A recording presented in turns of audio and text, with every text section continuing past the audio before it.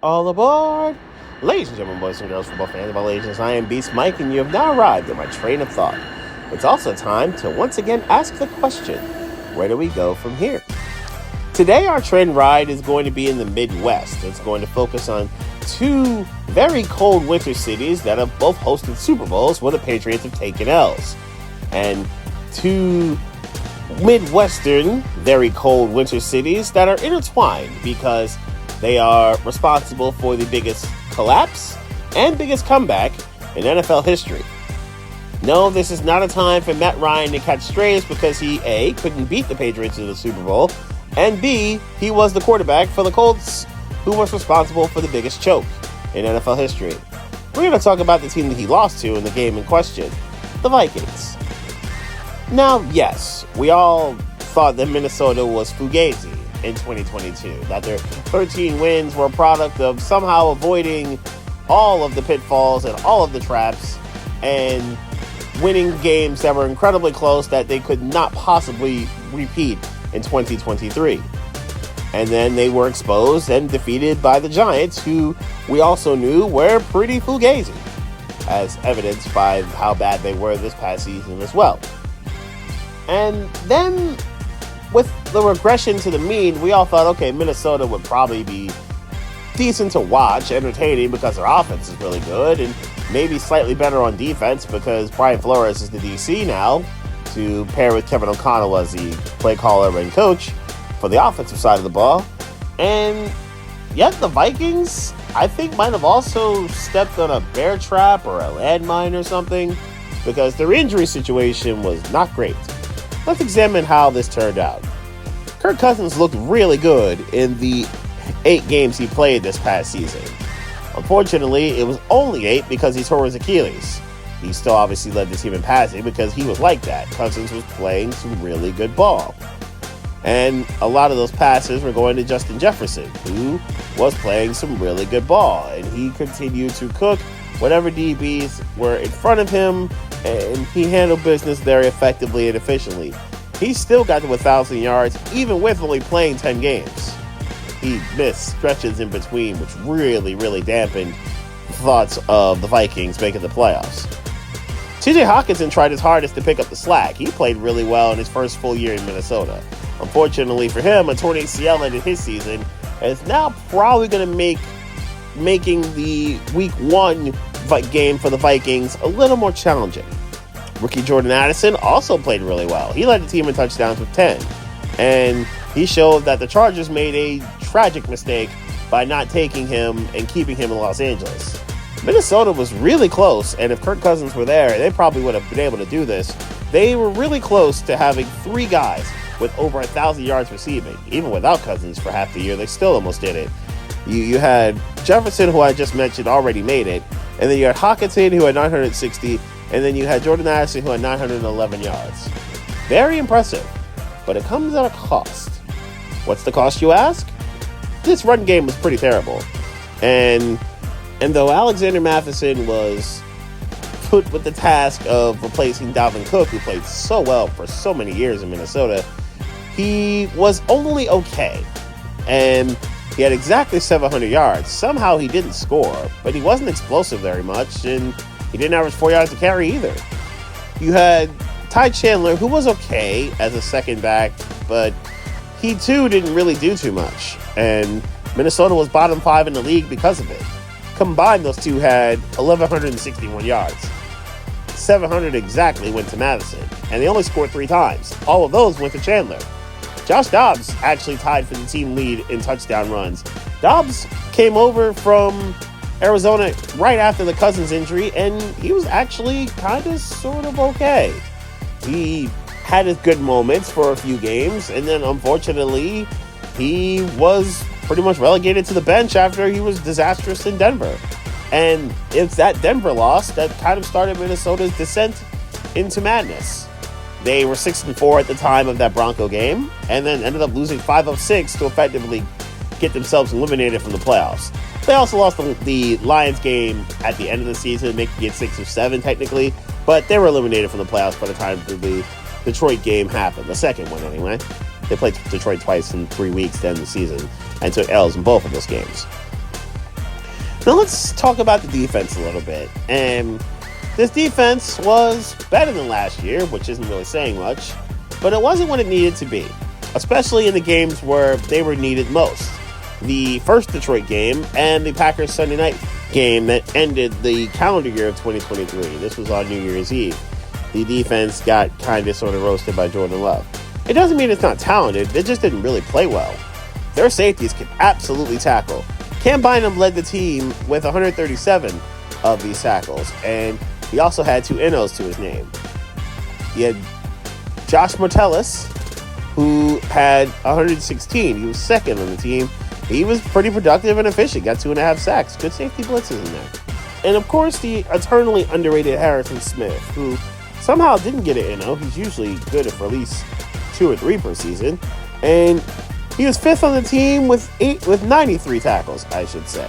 He had 3 sacks because he's, again, very effective and efficient at doing a lot of stuff.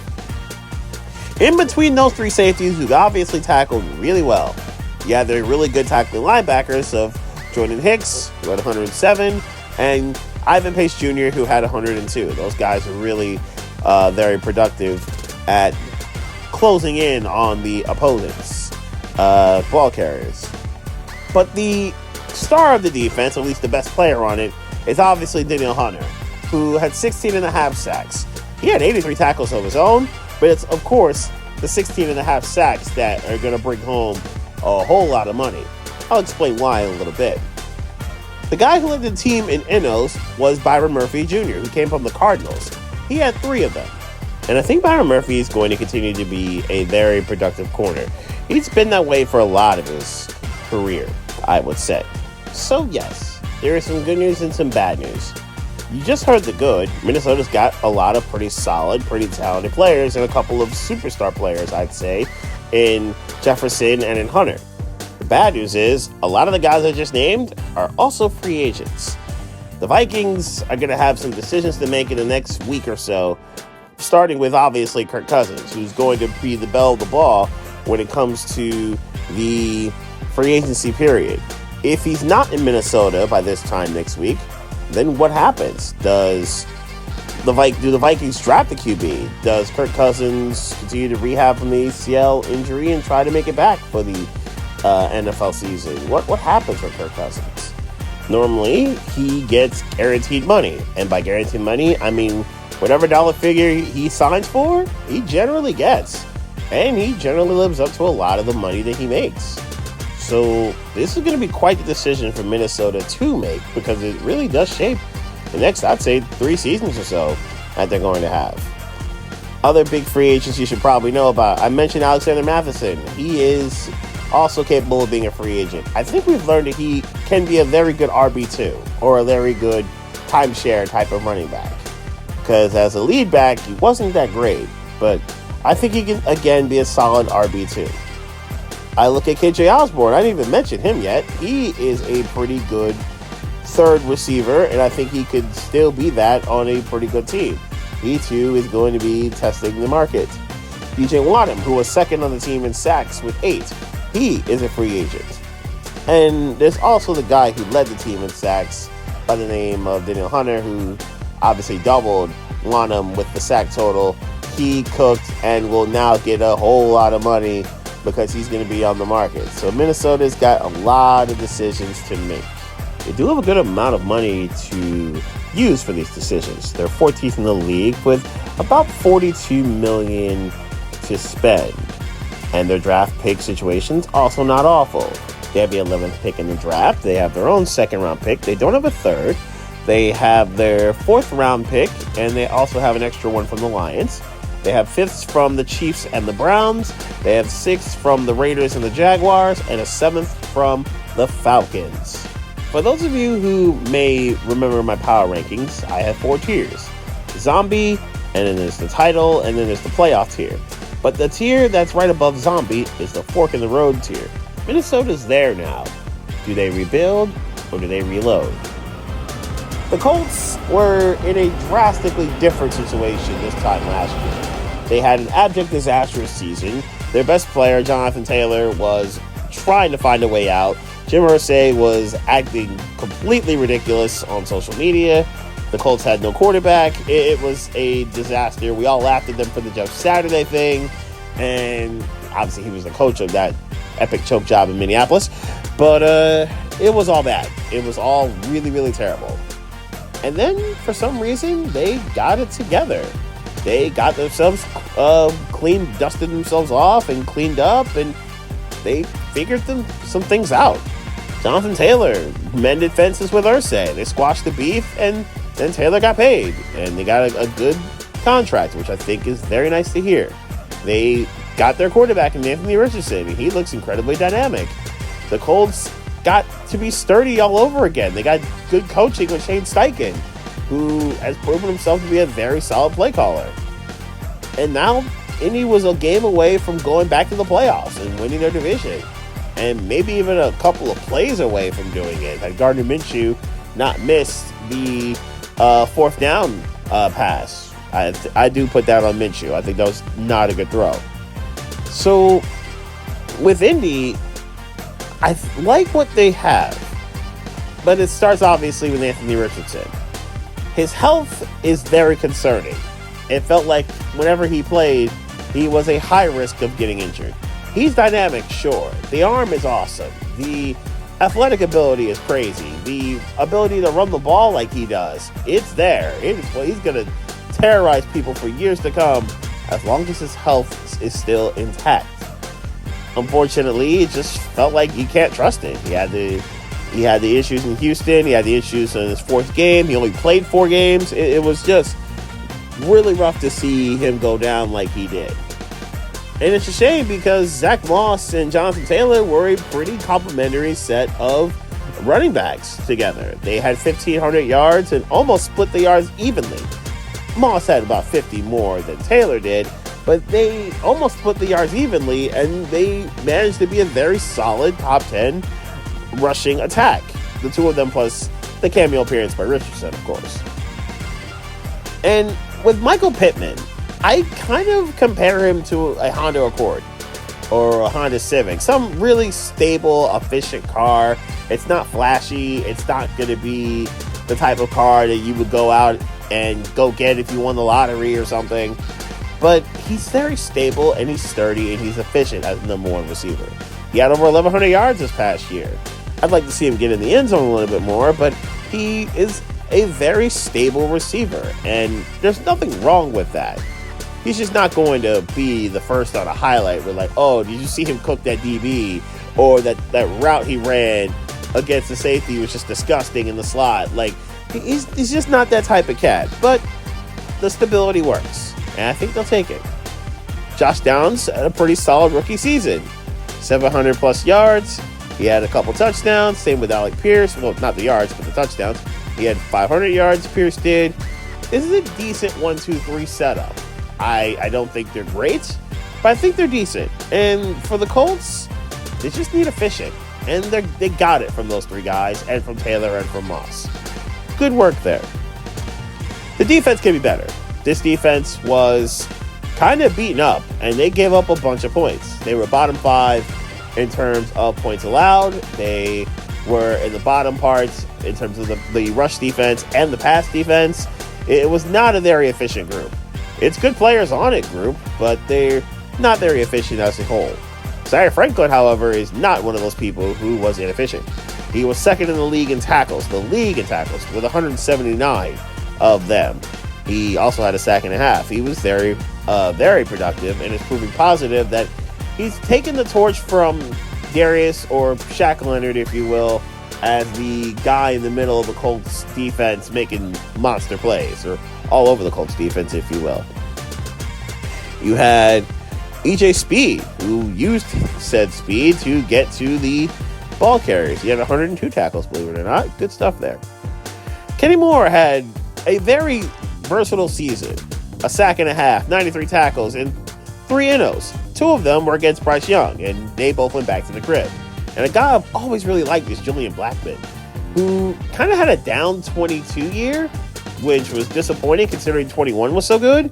But 23 bounced back quite nicely. 86 tackles, led the team with 4 NOs himself. Good work there. I still think the best player in this defense is the forward Buckner. It feels like whenever he's on the field, healthy and doing his thing, the team kind of follows suit and everything seems to slow down for the rest of the unit. And Buckner was amongst the team leaders with sacks. He had 8 of them. He was tied for 3rd on the team in sacks with Dayo Odeyingbo. He also had 8 sacks, playing on the opposite side of Kwity Paye and or Sam Egbuka.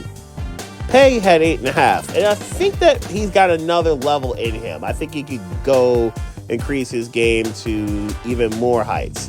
Does he have a 12 or 13 sack level season in him? I think Paye does. We'll see if he can get there next season. Sam Egbuka has kind of been all over the place in his career, and he had a 9.5 sack year. Good stuff from him. I would like to see the Colts do a little bit better in the secondary. I like Kenny Moore, I like Julian Blackmon, but I think the Colts do need to improve that secondary a little bit. They did give up a bunch of points, and whenever any good offense seemed to generally cook against them. So that's something I'd like to see the Colts improve upon. Free agency-wise, Indy's got some decisions to make on some of the people that I've just named. Gardner Minshew is absolutely going to be the most important free agent, and for nothing else, some insurance because of the injury to Anthony Richardson and the unstableness of his health, I guess you could say. I would like to think Richardson can be healthy going forward, but Gardner Minshew is proof positive that a backup QB can keep your season afloat. Several teams had that situation, and they thrived. Indy was one of them. What happens to him? Does he go seek a starting job at a lesser team, or does he stay on a decent Colts team and take a lesser deal? See what he does there. Kenny Moore, who I just mentioned, is also a free agent, and I think he's a pretty solid corner. I think he could be helped with another really good corner on the opposite side of him, but I like what Kenny Moore brings to the table. We'll see if they decide to keep him. Julian Blackmon, I just mentioned him as a really good strong safety. I think he could be another... I think he have better years in front of him, is what I'm saying. I think he could have better years in front of him and ball out even further than what he did last year. Zach Moss, very solid back, who's proven himself to be a fill-in RB1 or a pretty good RB2. He too is a free agent. Indianapolis does have some resources to make these moves, though. Indy is 7th in the league with a little bit over $53 million in cap space. So the Colts have some good opportunities to keep some of the guys in question. Michael Pittman could have been a free agent, but Indy decided to franchise tag him, so he's going to get guaranteed money for the year. So he's not involved in this. Good job on their part to keep a good receiver in Mike Pittman. As for the draft, it's pretty straightforward. They don't have any compensatory picks. They didn't trade any of their draft picks away. They just stuck with the 7 that they have. They have the 15th overall pick, which in this pretty good offensive draft and kind of sort of lackluster defensive draft, I don't know if this really favors Indy. Their pass rushing, as I mentioned, is okay. Their secondary, I think, is decent. I think could use a little bit of help, and depending on what they do with Julian Blackmon, they may need a safety, though this is not a great safety draft. Their quarterback situation could stand to improve, whether they keep Kelly Moore or not. So that's a spot I think that could be very useful for Indy. Maybe Indy is a trade-down partner and they get more younger talent. To me, the Colts are not a flashy team. They're not a team that's built on style. They're a team that's kind of sort of built on substance. And for Indy, that's all right. I think it works for them. They, I think, just have to keep Anthony Richardson healthy and their offensive line to be productive. A left tackle, and this is a very good offensive line draft, would be very useful for Indy. And with that, I think the Colts would be either right back where they were last year with a win-and-you're-in situation, or potentially even better. And that's in a division where the Texans have C.J. Stroud and the Jaguars have Trevor Lawrence. More on the Jaguars in the next few seconds. This is the final stop on this particular train of thought. The next train is going to go to the south as opposed to the north where this train went. First, we're going to go to New Orleans and talk about the Saints. They're not Falcon frustrating, but they do have some maddening tendencies that I would consider pretty annoying. and I think most outsiders of Saints fandom would probably consider kind of sort of annoying. And then we're going to take the train a little southeast to Duval County and an enemy the Colts know all too well, the Jaguars. I mentioned Indy's collapse against the Vikings that kind of intertwines the two teams I just talked about. Well, the Jaguars had, I would consider, the worst collapse of the 2023 season, where their season absolutely self-destructed after one Monday night game against the Bengals. So it's the Jaguars and the Saints. And when this train starts to take off from New Orleans, both teams are going to have to ask a question. Where do they go from here?